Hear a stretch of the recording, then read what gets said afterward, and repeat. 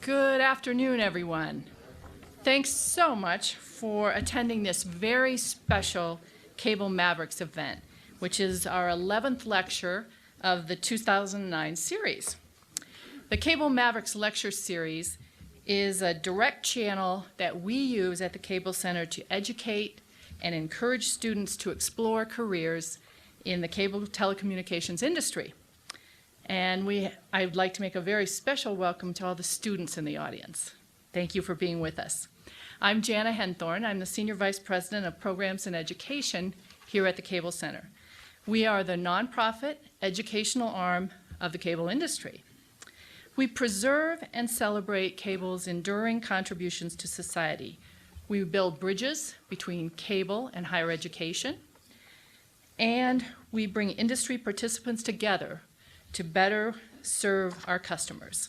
I'd like to acknowledge my colleagues who I hope are in the room, Larry Setkoviak, who is our President and CEO, and my colleagues Dolly Wolf and Kristen Adams, who are the Director and Manager of the Cable Mavericks program. Dolly and Kristen travel around the country, hooking up cable executives with universities from UCLA to Harvard, from Michigan State to Austin. And we're very proud of this program. And of course, our thanks to the Motorola Foundation for their sponsorship. We're very fortunate today to spend some time with the original Cable Maverick, Mr. Ted Turner, founder and chairman of the Turner Broadcasting System. Mr. Turner is a legendary entrepreneur, innovator, and a global philanthropist whose vision really transformed television. You have his bio there, but let me highlight a few points for you. Mr. Turner became a national force in 1976 when he launched TBS Superstation, the second national cable network. In 1980, he launched CNN, which I hope he's going to talk about a little bit, the world's first live 24-hour global news network. Over the next 2 decades, the company added to its cable news and entertainment portfolio, including CNN Headline News, CNN International, TNT, Cartoon Network, and my favorite, Turner Classic Movies. In the mid-90s, Castle Rock Entertainment and New Line Cinema also became part of Turner Broadcasting Properties. In 1996, the company merged with Time Warner, Inc. Today, Mr. Turner is co-chairman of the Nuclear Threat Initiative, a charitable organization working to reduce the global threats from nuclear, biological, and chemical weapons. He's also chairman of the Turner Foundation, which works to protect and restore the national system on which all of our lives depend. He's also chairman of the United Nations Foundation. He's chairman of a lot of things. Chairman of the United Nations Foundation, which promotes a more peaceful, prosperous, and just world. And I also want to mention that he's a partner in Ted's Montana Grill. How many of you have been to Ted's Montana Grill? Oh, yes.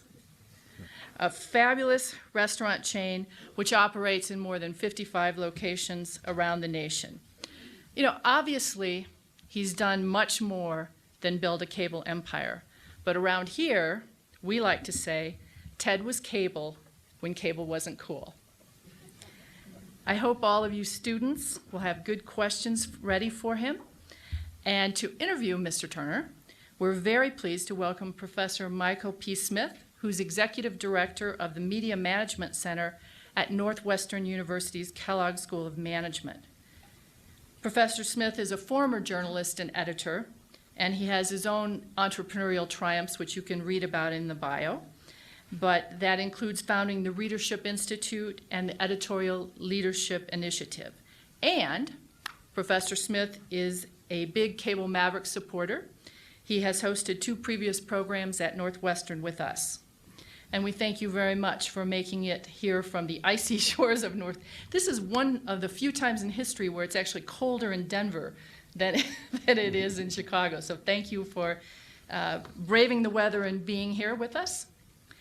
I think this promises to be a lively discussion. Please welcome our guests, Professor Michael Smith and Mr. Ted Turner.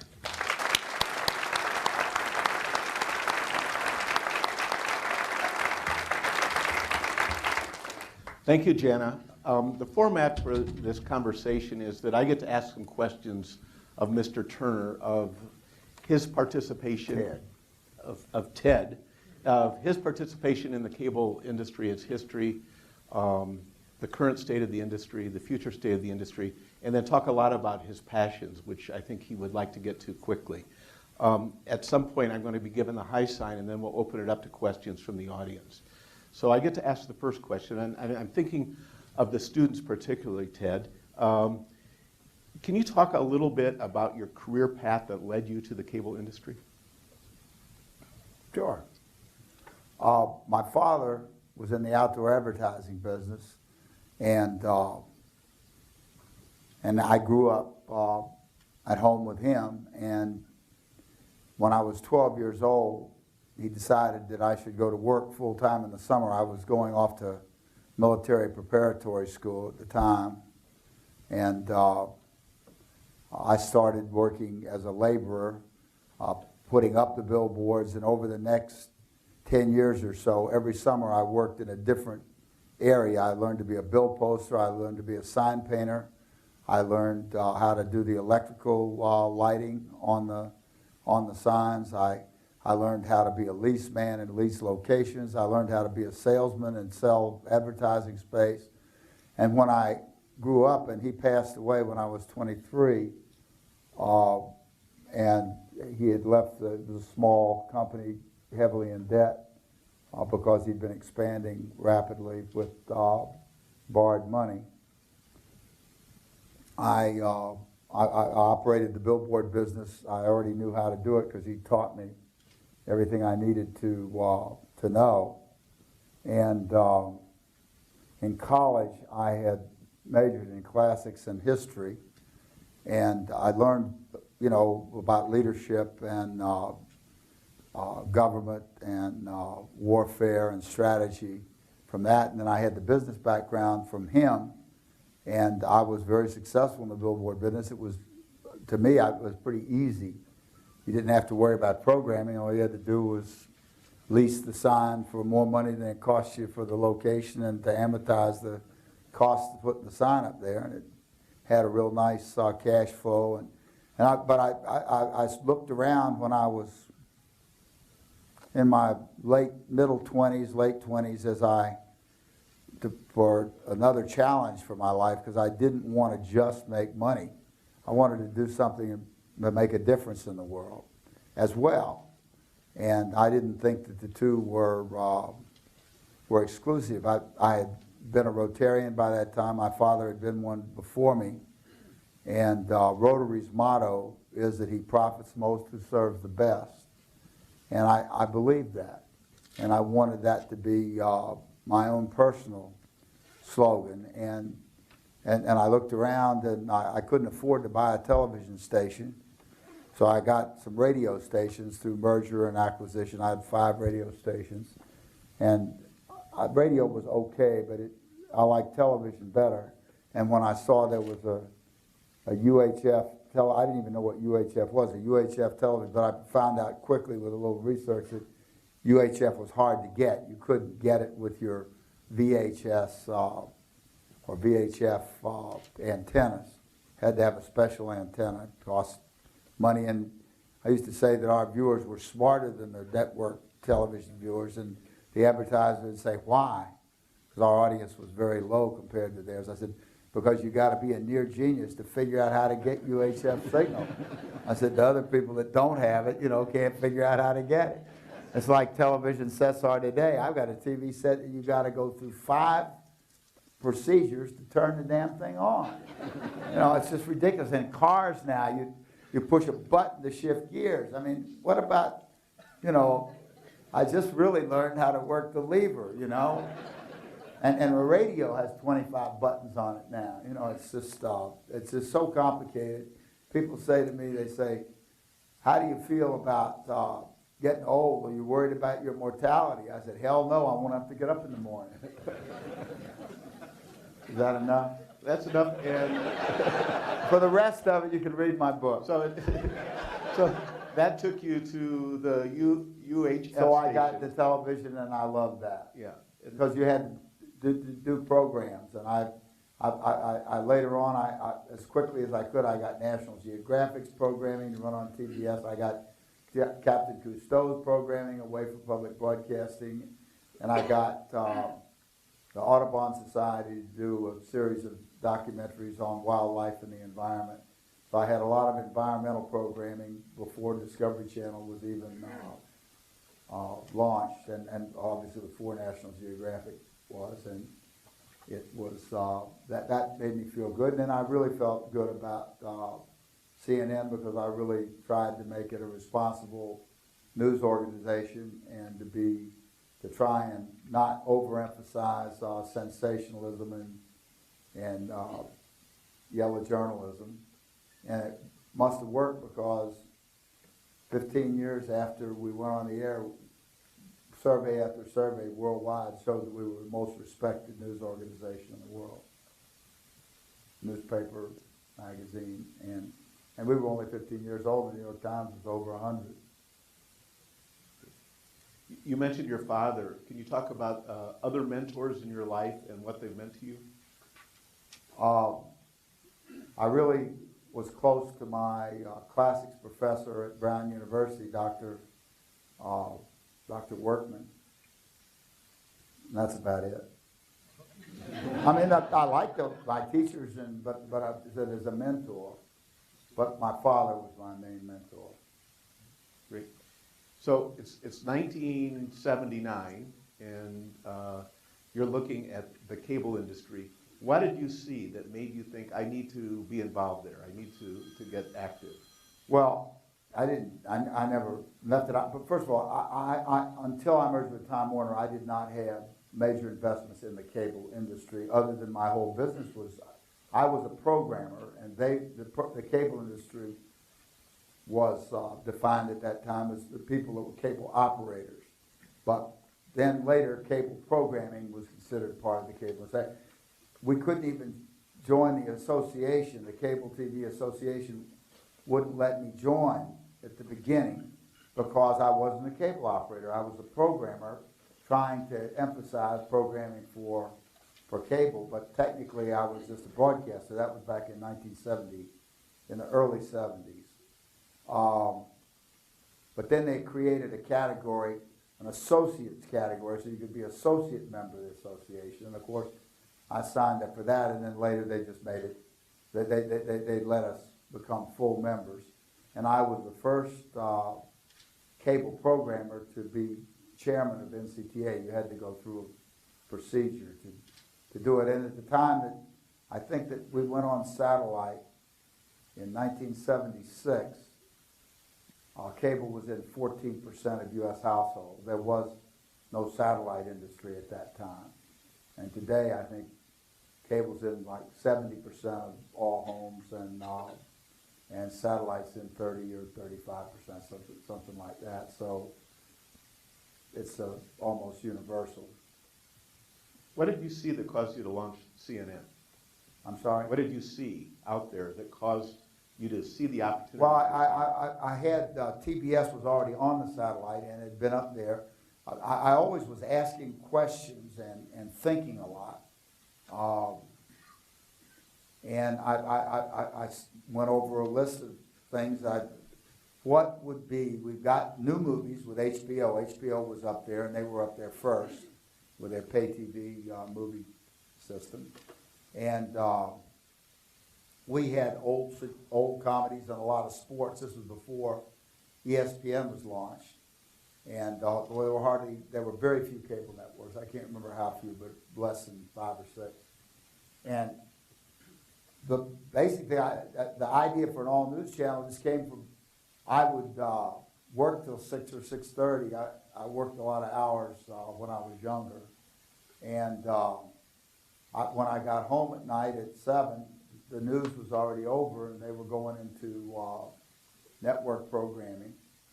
And by 10 o'clock, I was tired, and I had to go to sleep, and they didn't even have a 10 o'clock newscast. In those days, the newscast came on at 11 after the network programming ended.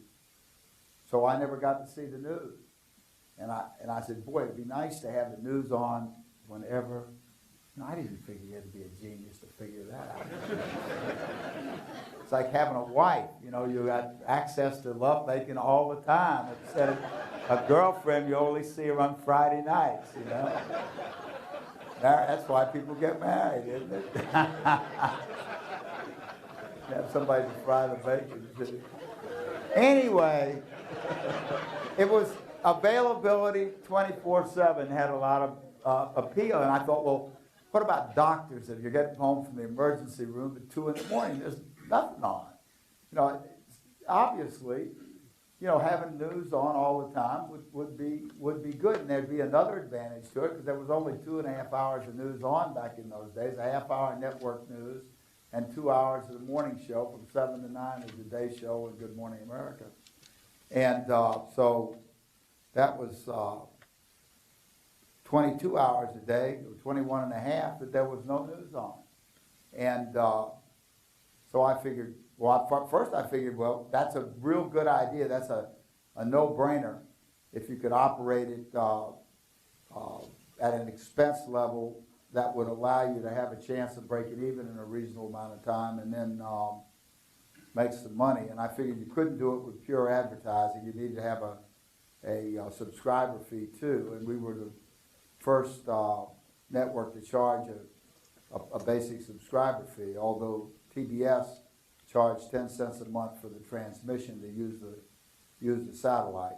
Anyway, I thought CBS, NBC, or ABC would do it, and the years passed, just a couple of three, and cable had increased its penetration dramatically, and other networks were starting up, and I really felt like things were going well, and I just figured, I started thinking, well, maybe if these other networks won't do it, that are much better equipped to do it, because they already had a news organization, they already had most of the stories, they already had bureaus, they already had all the infrastructure that I was going to have if I did it myself. That's when I started thinking, well, maybe I should try and do it myself.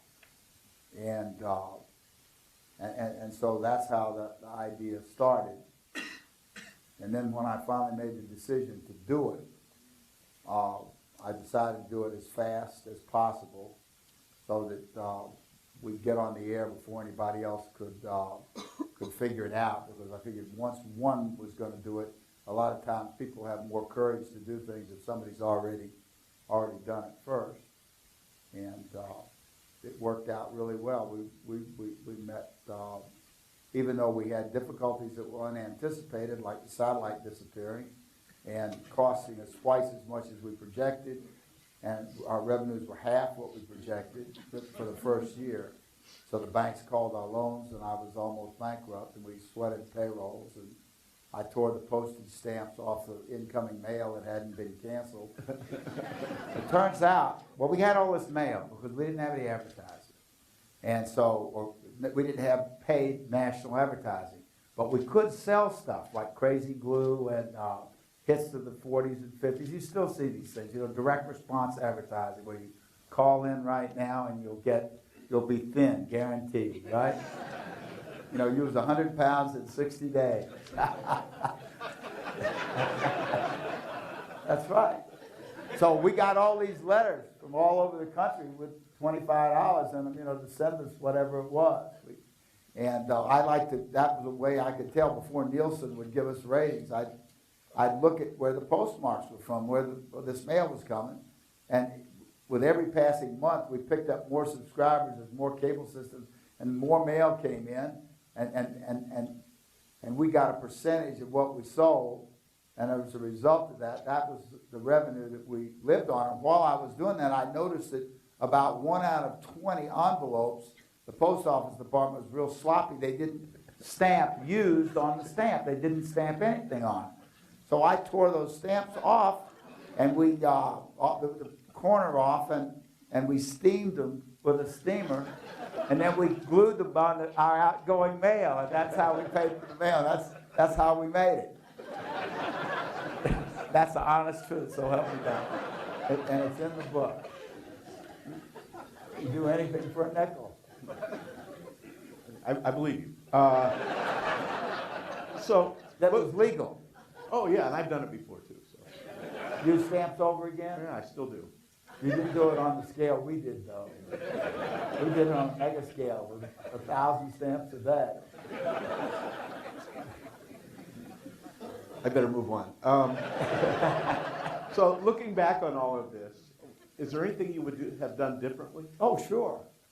I'd have demanded that we check AOL's books a little better. Maybe we would have caught the accounting irregularities that they had slipped in there that overstated their earnings and got us to overpay by about $100 billion.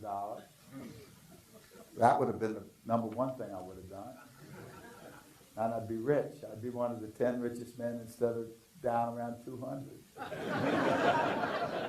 But the thing about it is that people enjoy is that, you know, for a very brief moment, I was worth about $10 billion. But even though I lost 80% or so of what I had, you know, if you take it real easy on buying new airplanes and that kind of thing, you can get by on $1 billion. You know, if you don't take extravagant vacations and things like that, you know, if you just live simply.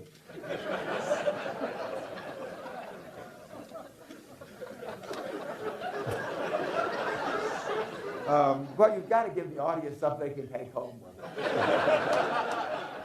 It's very quotable, too.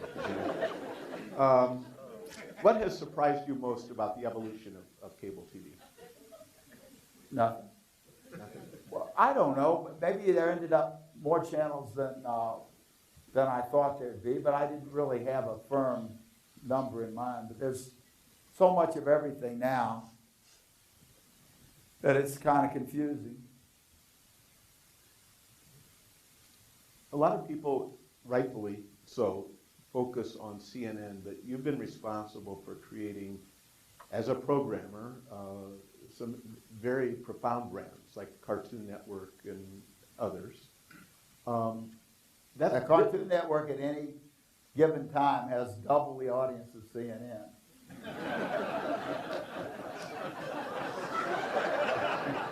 People don't think about it. That Cartoon Network was a home run of incredible proportions. That's right. And so was TNT. They all TNT, Turner Classic Movies. I mean, that's one of the most popular channels out there. So what was different? I went out and bought all those old movies just to do that. And I could see it was a gold mine. If we could just get them to people simply and easily, and on cable it was easy to do. So was there a different approach in sort of developing a 24-hour news channel versus an entertainment brand? Yeah, because entertainment brands, you make hour, 2 hour, most of the shows are produced somewhere else, you know, and all you have to do is run them. But with CNN, you had to program the whole thing 24/7. That's huge. ESPN runs ball games that last 2.5 hours, and they only need one ball game to run 2.5 hours, and they don't have to worry about, except, you know, what's going on the field is not their business much. They just televise the game. But with the news, you've got to do the whole thing all day, every day. And that's a real challenge. To keep it interesting, how much do you repeat? You know, the decisions are huge. And it's more complicated than running canned programming. You just put on a machine and run for like a movie in a movie theater. And how do you think about managing a company that has that diversity, the entertainment pieces versus the high demand 24-hour news? Well, you try and get the right people. When I started with the television station in Atlanta, when I bought it in January of 1970, there were 35 people in the company, in the television company. And in '96, when I merged with Time Warner, there were 12,000 people. That's growth. And we went from 600,000 in revenue the first year, the whole year, to $2.5 billion. And we went from losing $1 million the first year on 600,000 to making, I don't know, 500, 600 million. and our stock went up 3,000 times. That's how I went from being flat broke to worth $10 billion. It didn't last long, and I was giving it away so fast anyway. I mean, I gave away $1.5 billion, a little more, and I would have given, if I'd have made more, I would have given it away too. Because you can't, what good is it, you know, billions, you want the money to keep moving and keep doing good. Did that amount of money allow you to invest in new startups and new ideas easier than it would be today? If I had the money back? Yeah. Oh, if I had the money back, I would have never let Time Warner get away. But you can't worry about that. You got to live in the present. I mean, I wrote it up and I wrote it down. I mean, I'm in better shape financially than most people, even today, and I don't owe any money. And I eat at Ted, so I can afford to eat there. Reasonably priced, too.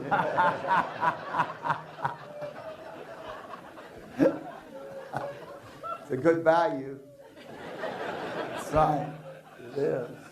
You ever been there? You know, it's $20 worth of food for 10. So can you talk a little bit about your management style? We know you're a workaholic. You obviously were very hands-on and involved in the companies early on, but how did the style change when you had 12,000 employees? How what? How did your management style change? It did. And I just said, go do it, you know. Let's do it. And we ended up, if you got a winning operation, and I've proven it with my baseball team. When I got Bobby Cox and John Schuerholz in there, they were there for 25 years. And they were the right guys, and we won 14 divisions consecutively. And no team in any sport, professional team in any sport, has ever won 14 consecutive championships for their division. And we didn't win but one World Series, but we won one, and we were in 4. And so you got to say, I mean, the Braves were the winningest team in baseball for that period of time. And when I raced sailboats, I won the America's Cup, and I won 600 trophies and 3 or 4 world championships and half a dozen U.S. championships. So, and in business, so I'm 71 years old. You know, I can say, looking anybody in the eye, I'm a winner.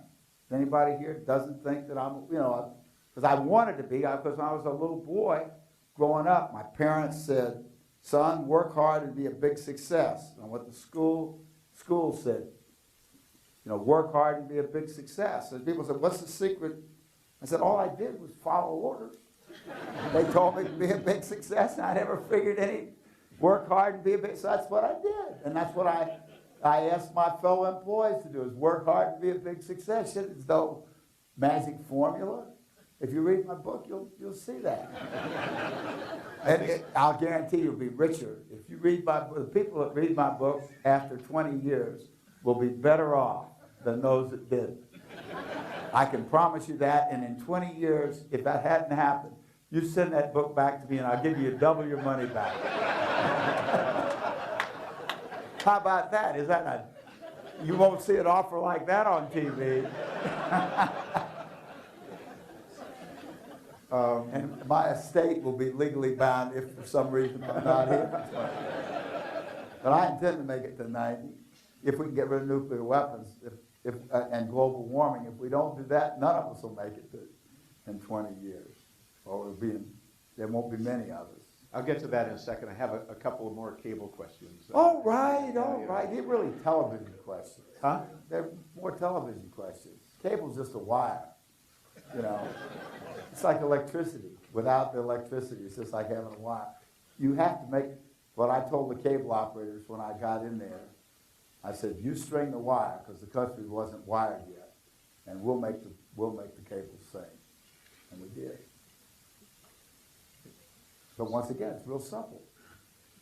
Cable sing. Got it? Remember that. Make your business sing.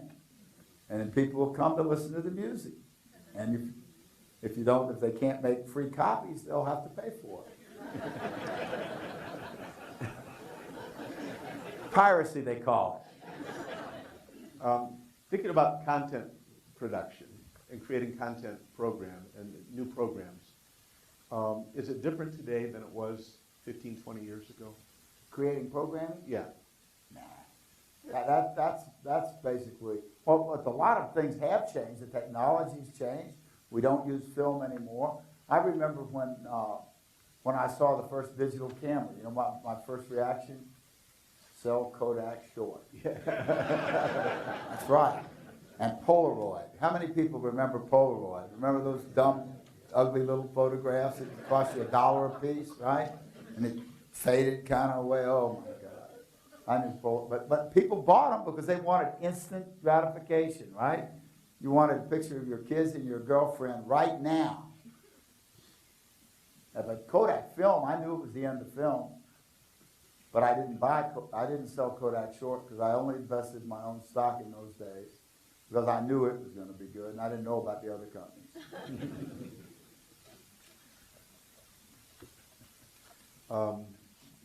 So thinking about the changes in programming, particularly news-oriented programming and the merging of news and entertainment, do you think that there are new rules today? There are no rules.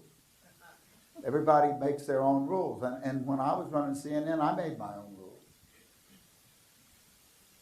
I told everybody, let's cover the news honestly and fairly, and let's give both sides on the controversial issues. You know, when you watch CBS, NBC, or ABC, when they reported on events going on in Israel, they only gave the Israeli side. And I said, we're going to give the Palestinian side too.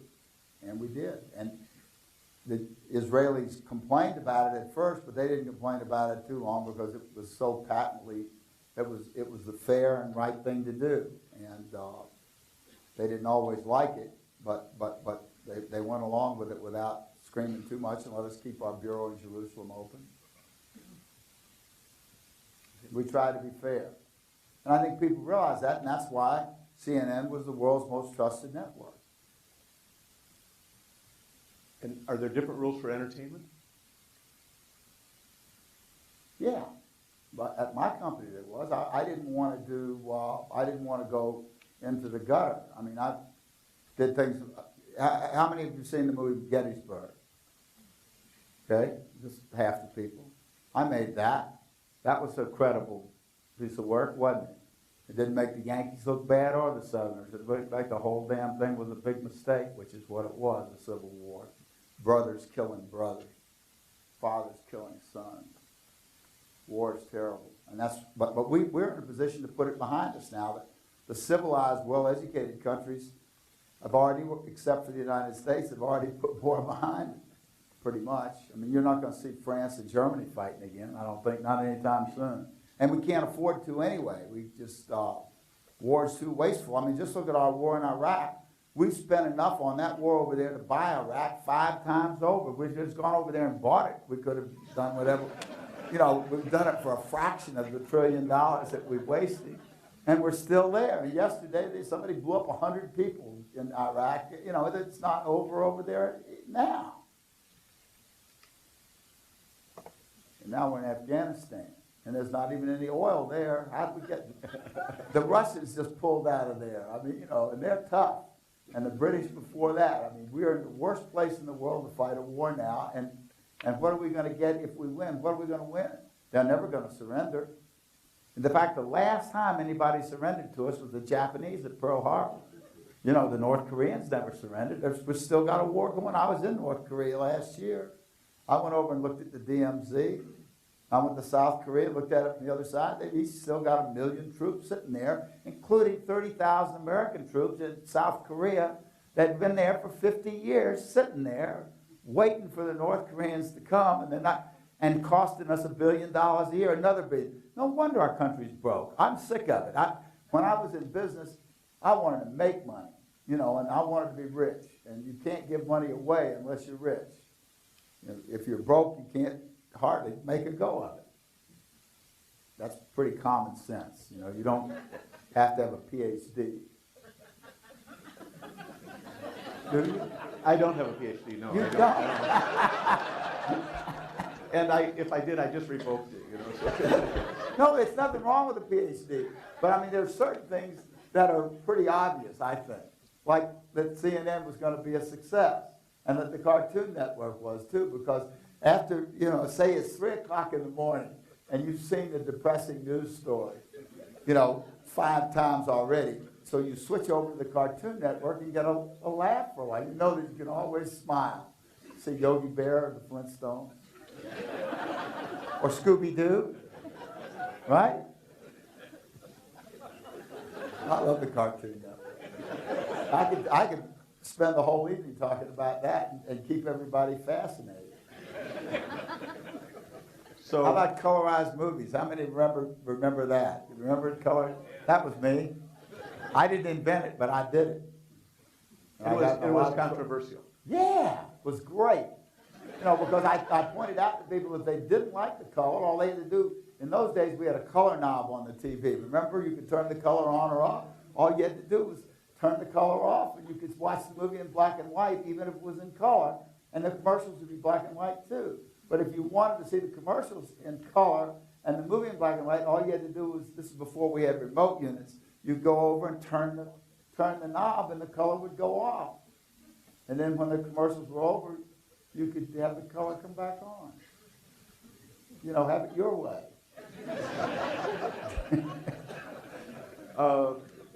Can you talk a little bit about where you see the cable industry going in the next 3 to 5 years? No. No? Because I don't really know. I think it'll probably stay about the way it is. I understand cable's kind of holding its own right now at 70-something% penetration. And satellite, which is a competitor to cable now, is 30, 35%. There's about 2 to 1. I don't see it changing a whole lot because it's costly and painful to change back and forth. And both cable and satellite have pretty much the same programming available. I want to transition to the things that seem to have your passion these days. Can you talk a little bit about what inspires you the most and what really gets you involved and excited? You really want to know? Yeah. I can't say. The answer is R-rated. Well, what gets you most excited, you know, going out to Ted's Montana Grill for dinner would be second.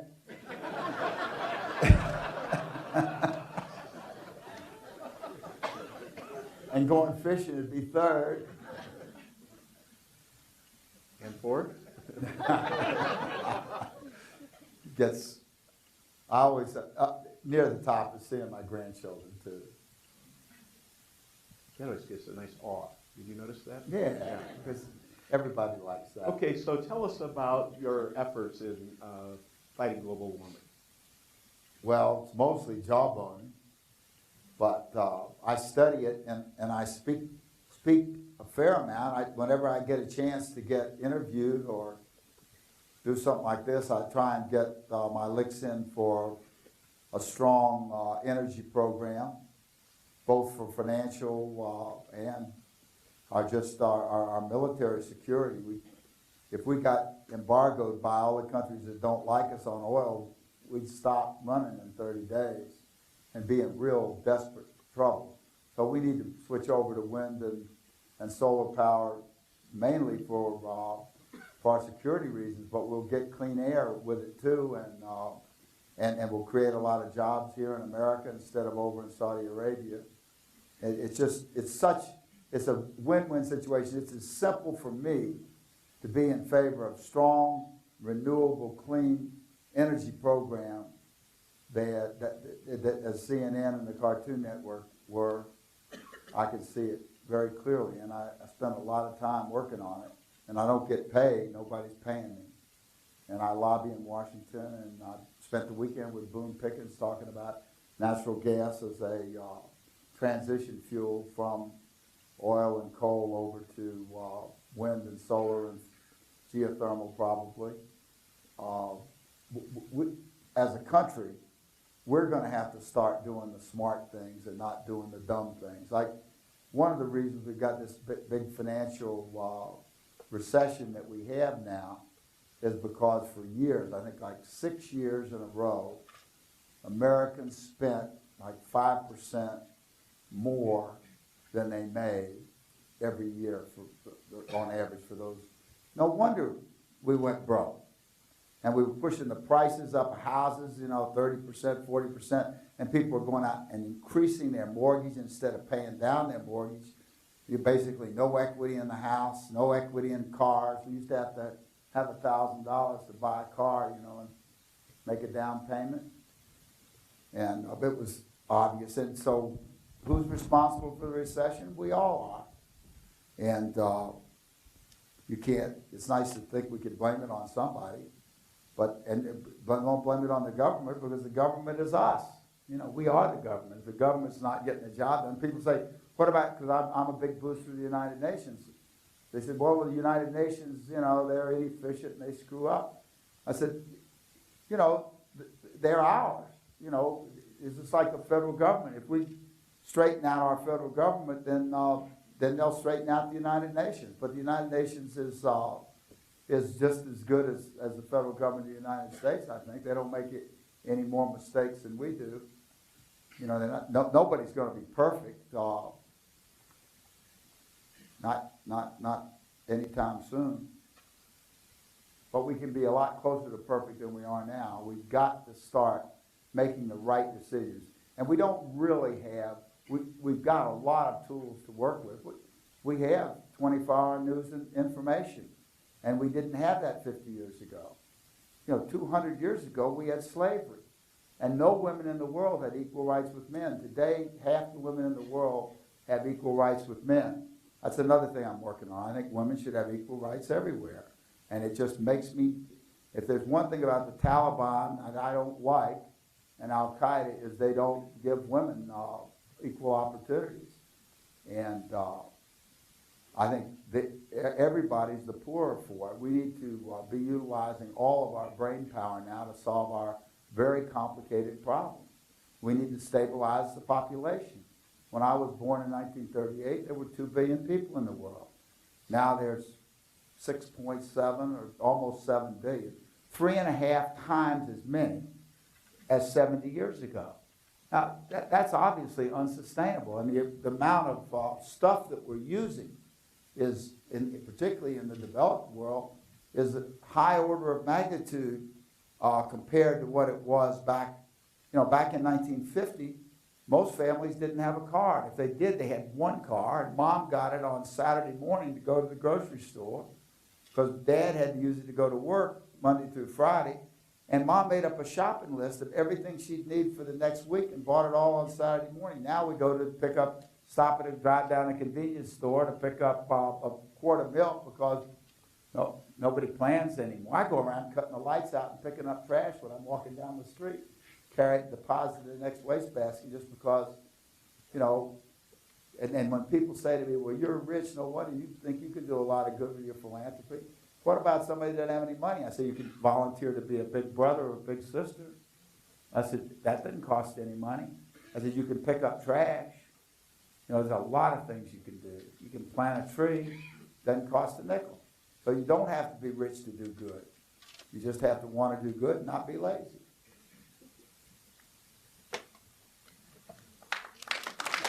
Thank you. All of our problems are solvable if we just roll up our sleeves and go to work. The same way we did when we were bombed at Pearl Harbor. That really motivated us. Sometimes it takes a real good, we were motivated to go to Iraq partly because of 9/11. I mean, when they blow up your building, but it wasn't the Iraqi government or the Iraqi people. There weren't any Iraqis in the group. They were Saudi Arabians and from some of those other countries over there. I don't think there was a single Iraqi in the attacking force, that captured those planes. Not one. But why did we go against Iraq? Well, anyway, I'm so mad about it because I hate to see us be another $1 trillion in debt. I can remember when I thought $1 billion was a lot of money. And now we're throwing trillions around.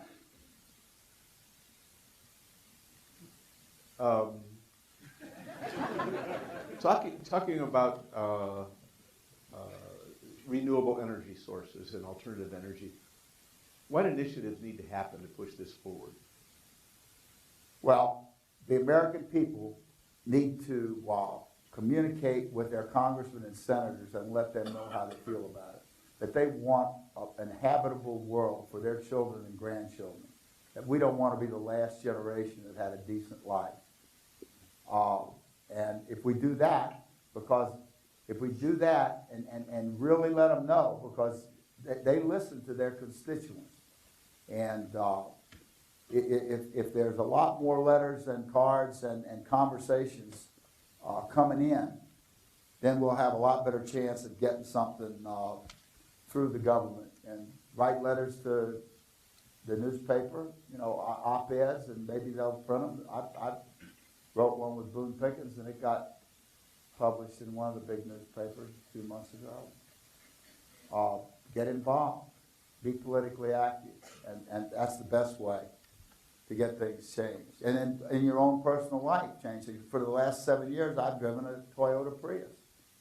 And I'm getting into, I have a multi-million-dollar investment in a solar company, and I'm trying to figure out how to, we need to build a new grid too, to move the power from the Southwest, the solar power from the deserts of the Southwest, Arizona, New Mexico. And I've got 1 million acres in New Mexico. Ha, ha, ha, ha, ha.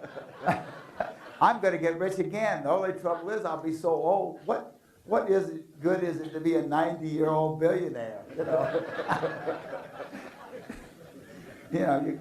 You can't, it's hard to enjoy food when you're 90. I'll make this the last question and open it up to the audience, so get your Did I questions answer ready. it? Did I answer it? Well, it's related to what you just You've said. got to read the book. The book's got it. It's hard to do in 30 minutes what's going to take you 3 or 4 hours. And I'd also, if you don't like to read, the audio book, I did it myself. It's my own voice. I was in the hospital, so I needed to do something. So I did the audio book. I spent 30-something hours on it. I bled and died in that book. And people that listened to it, a few, that they really enjoy it. Call me Ted. Yes. And was there anything that surprised you about yourself or the process of writing the book? I don't know. I don't think so. It turned out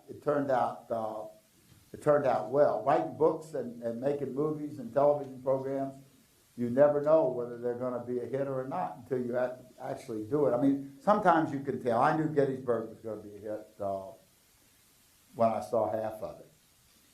And anyway, I was very happy with the way it was developing. So we can take questions from the audience. I'm told there are microphones. Is that right? So the microphone's here. Please get to the microphones if you would. Tell us your name and state your question.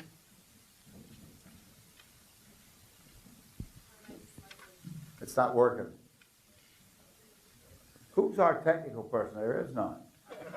The microphones aren't set up, and I turned on. That man looks like he may know what he's doing. Maybe we caught the technical people by surprise. But they should have known, because this They seem so. has been Q&A all the way along. Can you hear me? Yeah, thank you very much.